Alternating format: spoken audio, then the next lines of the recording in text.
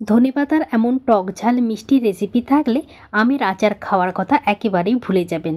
আর এর স্বাদ আপনি চাইলে সারা বছর ধরে কিন্তু অনুভব করতে পারবেন।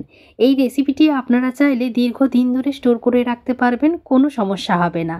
তাই শীতের শেষে ধনেপাতা থাকতে না থাকতেই এই রেসিপিটি বানিয়ে ফেলুন। ধনেপাতার এই রেসিপিটি বানানোর জন্য আমি এখানে বেশ কিছুটা পরিমাণ ধনেপাতা নিয়েছি। আর ধনেপাতাটাকে ভালো করে বেছে নিয়েছিলাম, তারপরে জল দিয়ে ধুয়ে শুকনো কাপড়ের উপর বিছিয়ে জলটাকে একটু শুকিয়ে নিয়েছিলাম। এই কাজটা আপনারা চাইলে পরেও করতে পারেন, মানে কাটার পরেও করতে পারেন, তবে আমি আগেই কাজটা করে নিয়েছি। এবার এই ধনেপাতাগুলো একটা ছুরি দিয়ে একটু বড় করে কেটে নিচ্ছি।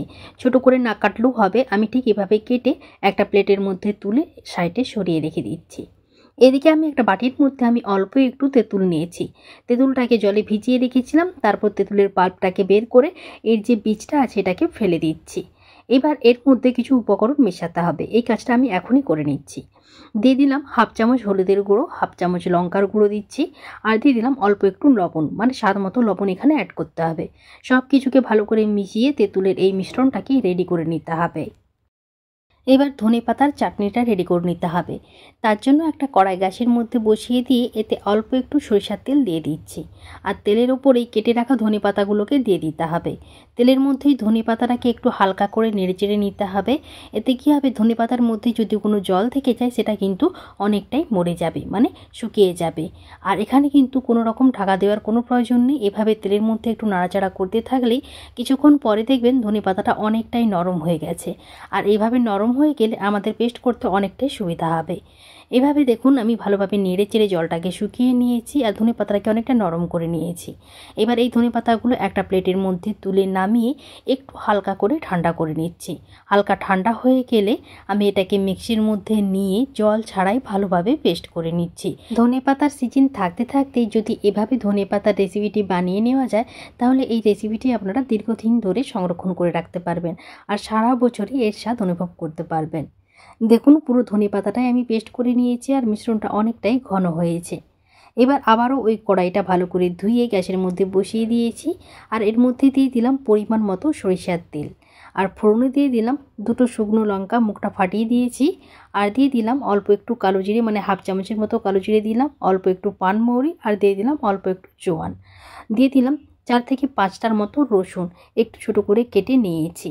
এবার এই সবগুলোকে একটু হালকা করে নেড়েচেড়ে ভেজে নিতে হবে। আর আপনারা যদি রসুনের ফ্লেভার পছন্দ না করেন, যদি নিরামিষভাবে বানাতে চান, তাহলে রসুনটা স্কিপ করতে পারেন। তবে অবশ্যই জোয়ান কিন্তু দেবেন, জোয়ান দিলে খেতে ভীষণ ভালো লাগে। আচারটা খাওয়ার সময় যখন জোয়ানের দানাগুলো মুখে পড়বে খেতে ভীষণ ভালো লাগে। তাছাড়া জোয়ান আমাদের হজমেও সাহায্য করে, তাই অবশ্যই দেওয়ার চেষ্টা করবেন। এই সব কিছু একটু হালকা ভাজা হয়ে গেলে এর মধ্যে দিয়ে দিলাম তেঁতুলের পাল্প। এই তেঁতুলের পাল্পটাকেও তেলের মধ্যে হালকা করে নেড়েচেড়ে ভেজে নিতে হবে। তাহলে কী হবে, তেঁতুলের মধ্যে যে জলটা আছে সেটাও অনেকটা শুকিয়ে যাবে এবং হলুদ আর লঙ্কা গুঁড়োর একটা কালার চলে আসবে। কিছুক্ষণ পরে দেখবেন ঠিক অনেকটা এরকম ঝাঁকের মতো সৃষ্টি হচ্ছে, আর দেখবেন তেলের কালারটাও খুব সুন্দর এসে গেছে। এরকম সময় এর মধ্যে পেস্ট করে রাখা ধনেপাতাগুলোকে দিয়ে দিতে হবে, আর ধনেপাতা দিয়ে ভালোভাবে তেলের মধ্যে মিশিয়ে নিতে হবে। গ্যাসের ফ্লেমটা এই সময় লো টু মিডিয়ামে আছে, লো টু মিডিয়ামে রেখেই ভালোভাবে ধনেপাতাটা তেলের মধ্যে মিশিয়ে নিতে হবে। আর কিছুক্ষণ পরেই দেখবেন তেলটার মধ্যে ধনেপাতাটা খুব সুন্দরভাবে মিশে গেছে আর ধনেপাতার কালারটাও চেঞ্জ হয়ে গেছে। এরকম সময় এর মধ্যে দিয়ে দিলাম 1 চামচের মতো চিনি। এতে অল্প একটু চিনি পড়লে এর স্বাদটা খুব সুন্দর আসে, তাই অবশ্যই একটু চিনি দেওয়ার চেষ্টা করবেন। চিনিটাকে ভালোভাবে মিশিয়ে নিচ্ছি আর গ্যাসের ফ্লেমটা এই সময় বন্ধ করে দিয়েছি। চিনিটা ভালোভাবে মেশানো হয়ে গেলেই ধনেপাতার এই রেসিপিটি আমার একেবারেই রেডি। আমি একটা বাটির মধ্যে তুলে আপনাদের পরিবেশন করে দেখাচ্ছি। এইভাবে ধনেপাতার চাটনি বাড়িতে বানিয়ে দেখবেন, খেতে ভীষণ ভালো হয়।